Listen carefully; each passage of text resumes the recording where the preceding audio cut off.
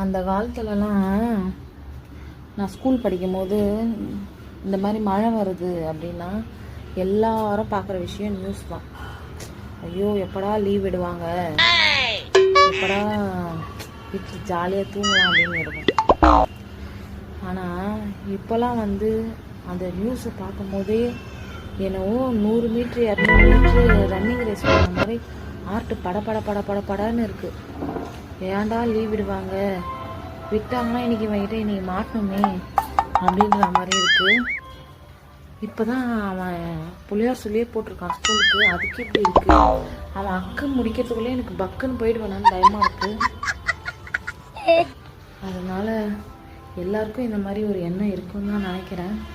ஏன்னா இப்போ பிறந்ததுங்கலாம் அப்படி தான் பிறக்குது போல்.